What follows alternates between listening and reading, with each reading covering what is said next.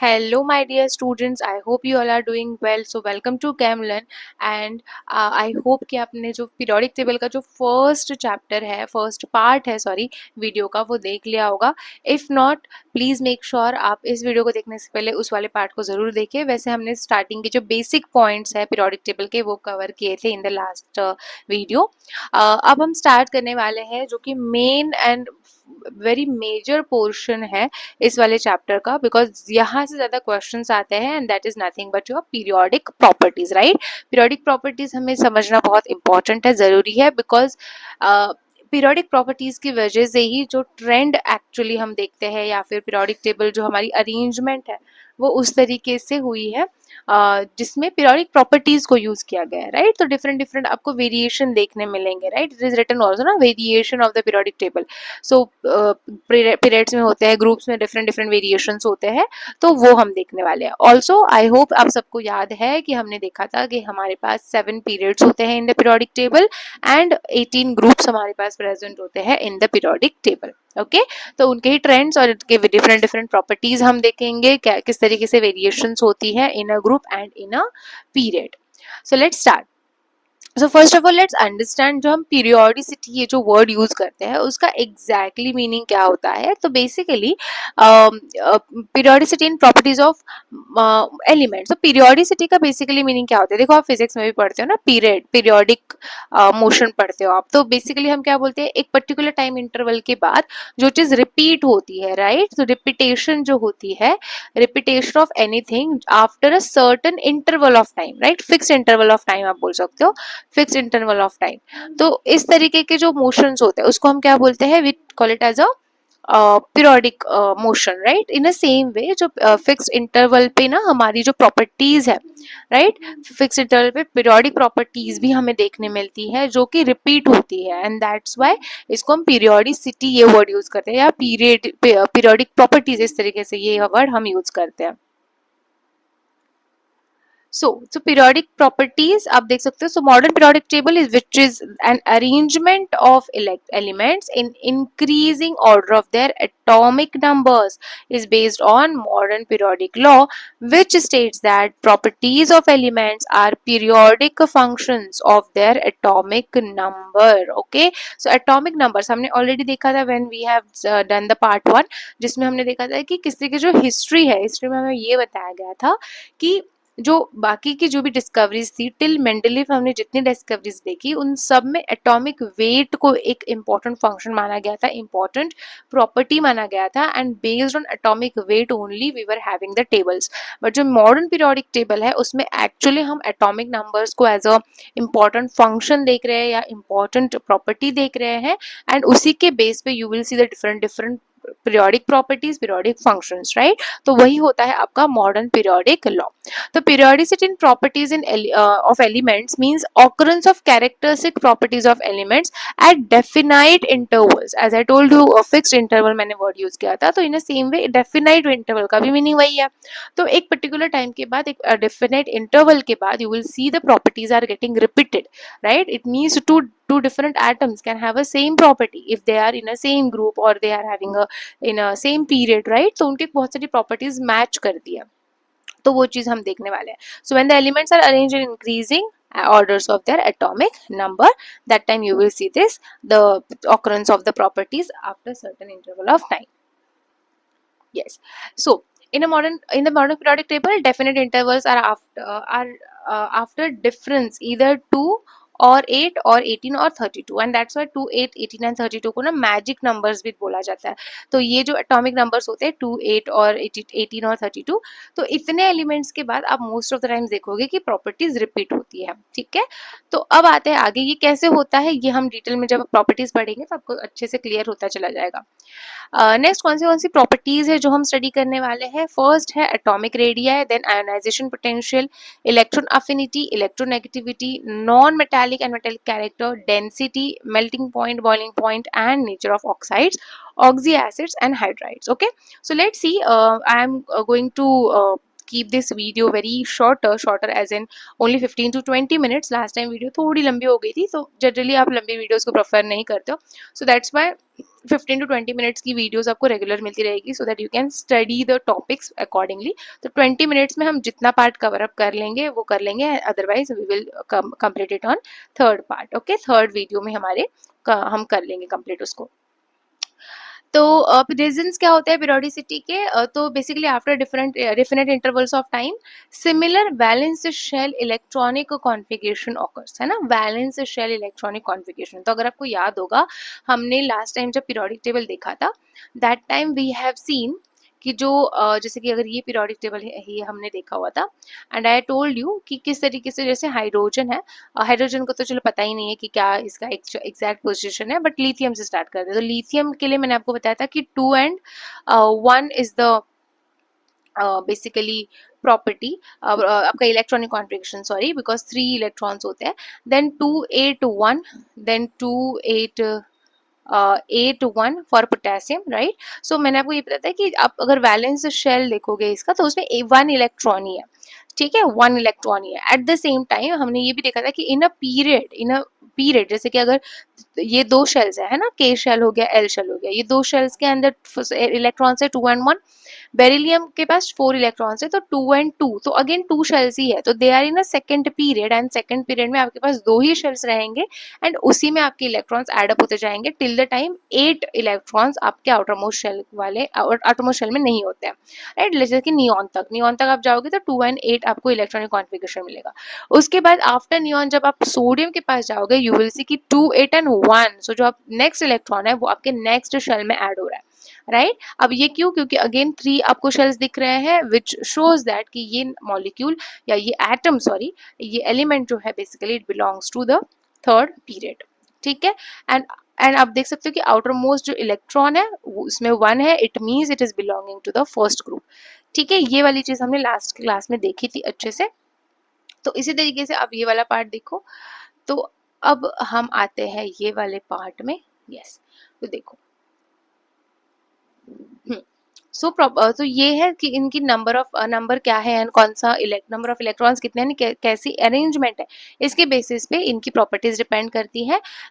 In a same period और सब group increase और decrease in the particular property is due to the gradual change in the electronic configuration in the arranged elements. अच्छा, ये बात याद रखना, in a same period जब elements present है या इन अ ग्रुप प्रेजेंट है, तो there are many properties which are similar, but not necessarily कि सारी प्रॉपर्टीज सेम हो, ठीक है, because they are different elements, तो उनकी कुछ प्रॉपर्टीज में आपको चेंजेस भी दिखेंगे। बट मोर ओवर स्पेशली अगर हम ग्रुप 1, ग्रुप 2 या फिर ग्रुप 18 की बात करें, ग्रुप 17 की बात करें, तो बहुत सारी चीज़ें सिमिलर होती है, बट जो हमारा डी ब्लॉक एलिमेंट्स हमने ग्रुप नंबर 3 to 12 देखा था, उसमें जो है ना, उसमें बहुत वेरिएशंस देखने मिलती है, ठीक है। उसमें कभी कभी बहुत, मतलब इतने एक्सेप्शंस होते हैं कि they do not follow the actual trend, okay, but properly. तो वो तो हमें अभी नहीं देखना है, हमें बस अभी ये देखना है कि क्या क्या प्रॉपर्टीज होती है, ठीक है। तो सबसे फर्स्ट प्रॉपर्टी है atomic radius. Simple atomic radius क्या होगी? एटम की रेडियस, राइट। तो एटम की रेडियस कैसे फाइंड आउट करेंगे? हमें पता है कि हमारे पास होता है न्यूक्लियस, न्यूक्लियस के अंदर प्रोटॉन इलेक्ट्रॉन्स होते हैं, एंड हमारे पास शेल्स होते हैं अराउंड द न्यूक्लियस। तो जो हमारा डिस्टेंस है between the centre of the nucleus, अब ये अगर आपका न्यूक्लियस है, तो यहाँ से इसका सेंटर का, इसका जो आपका रेडियस होगा ना, उससे आपको स्टार्ट करना है, एंड देन जो लास्ट इलेक्ट्रॉन जिस भी शेल में जा रहा है, ठीक है, वहां तक का आपका डिस्टेंस, ठीक है। सपोज अगर सेकंड शेल में जा रहा है तो सेकंड शेल में, फर्स्ट में जा रहा है तो यहीं तक रुक जाएगा, थर्ड शेल में अगर है इसमें तो यहाँ तक होगा, इसका एटॉमिक रेडियस तो बढ़ जाएगी, right. More the number of shells, more the radius, ठीक है, ये समझ आया। तो बेसिकली एटॉमिक रेडियस क्या हो गया? It's the distance between the center of the nucleus and the outermost shell of the atom, ठीक है, outermost shell जिसमें कि आपका last electron present है, okay, that's our first property। Second is ionization potential. Ionization potential आप name से समझ जाओ क्या है। आयोनाइजेशन मतलब क्या? आयोनाइज होना मतलब चार्ज फॉर्म करना, या तो आप उसको बेसिकली पॉजिटिवली चार्ज बना सकते हो, नेगेटिवली चार्ज बना सकते हो। तो आप आयोनाइज कर रहे हो उसको, है ना, आप वो न्यूट्रल है लेकिन आप उसको आयोन में कन्वर्ट कर रहे हो। तो उस आयोनाइजेशन के प्रोसेस के लिए आपको कितनी एनर्जी लगेगी, कितनी पोटेंशियल लगेगी? That is nothing but your ionisation potential. तो सिंपली अगर इसकी डेफिनेशन देखें तो क्या होगा, it is the amount of energy required, amount of energy required to remove an electron from the outermost shell of an isolated gaseous atom. Okay, जो electron remove आप करोगे जो कि लास्ट शेल में से होगा, आउटर मोस्ट शेल में से होगा, तो वो आप कहाँ से करोगे, आइसोलेटेड गैसियस एटम। आप एक नॉर्मल सॉलिड एटम या इस तरीके से आप उसको नहीं निकाल सकते हो, इलेक्ट्रॉन आपका वैसे रिमूव नहीं होगा, ठीक है, किसी भी एटम से। It should be isolated gaseous atom. तो जैसे फॉर एग्जांपल देखो, एम सपोज एक एटम है, आपने एक इलेक्ट्रॉन को कर दिया रिमूव, इलेक्ट्रॉन रिमूव होने के बाद आपका इसके ऊपर चार्ज आ गया प्लस, है ना, because same number of electrons and protons होते हैं। तो अगर आपने एक इलेक्ट्रॉन को हटा दिया, इट मीन्स अब उसके पास एक इलेक्ट्रॉन लेस है, इट मीन्स एक प्रोटॉन आपका वहां पे चार्ज आएगा एक्स्ट्रा। फॉर एग्जाम्पल देखो, अगर किसी को ये वाली चीज नहीं समझ में आती है ना कि चार्ज कौन सा आता है, तो मैं क्विकली आपको बता देती हूँ कि आपको क्या करना है। सपोज करो कि आप सोडियम का एग्जाम्पल ले लो, देखो यहीं पे एग्जाम्पल ले लेते हैं। सपोज आप सोडियम का एग्जाम्पल ले लो, ठीक है, तो सोडियम जो है it's having 2 8 and 1 electrons, right, total 2 8 1 11 electrons होते हैं। अब सपोज एक इलेक्ट्रॉन इसने डोनेट कर दिया, तो अब इसके पास कितने इलेक्ट्रॉन्स बचे, 2 8, ठीक है। लेकिन अब ये जब डोनेशन हो रहा है या फिर जब इलेक्ट्रॉन रिमूव हो रहा है, उस टाइम पे हो क्या रहा है, आपके पास 2 8 1 क्या है, 11, 11 कितने होते हैं, 11 इलेक्ट्रॉन्स भी होंगे, 11 प्रोटॉन्स भी होंगे, है ना, बिकॉज न्यूट्रल एटम में same number of electrons and protons होते हैं। अब आपने एक इलेक्ट्रॉन को रिमूव कर दिया, तो अब आपके पास है 10 electrons after removal and 11 protons, क्योंकि प्रोटॉन्स तो अच्छे बच्चे की तरह एक ही जगह पे रहते हैं न्यूक्लियस में, वो तो कहीं नहीं जाते, तो वो आपके वैसे के वैसे रहेंगे। तो आप देख सकते हो कि 10 इलेक्ट्रॉन्स एंड 11 प्रोटॉन्स, तो ये एक एक्स्ट्रा लग रहा है, वैसे है नहीं एक्स्ट्रा, वो तो इलेक्ट्रॉन चला गया है, दैट्स व्हाई वो ऐसे शो हो रहा है, बट वो है नहीं एक्स्ट्रा, बट वो दिख रहा है कि वो एक्स्ट्रा है। तो वही एक्स्ट्रा का पॉजिटिव जो चार्ज है वो सोडियम के ऊपर आता है when you remove an electron from it, ठीक है। इसी तरीके से हम आयोन्स बनाते हैं। अब जितनी एनर्जी रिक्वायर्ड है इस वाली चीज के लिए, वही आपको उसको आपको आयोनाइजेशन पोटेंशियल ऐसे बोला जाता है। Okay, simple easy. Then the next property that we have is electron affinity. Electron affinity again क्या होती है, अब देखो electron and affinity, affinity मतलब क्या होता है, attraction, है ना, किसी के towards attraction होना। तो अब यहाँ किसी के towards attraction है, मतलब किसके towards है, electron के towards है, electron affinity, right।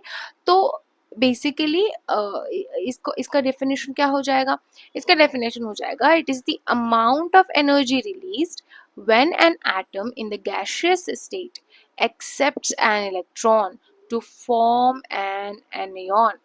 बिकॉज यहाँ पे हम आयोनाइजेशन पोटेंशियल में क्या कर रहे थे, हम इलेक्ट्रॉन को रिमूव कर रहे थे। यहाँ पे कोई भी जो एटम है उसको क्या है, वो एक्सेप्ट करेगा इलेक्ट्रॉन, क्यों, क्योंकि उसकी अफिनिटी है टूवर्ड्स इलेक्ट्रॉन, तो वो इलेक्ट्रॉन को एक्सेप्ट करेगा, वो अपने पास लेगा, कंप्लीटली एक इलेक्ट्रॉन लेगा।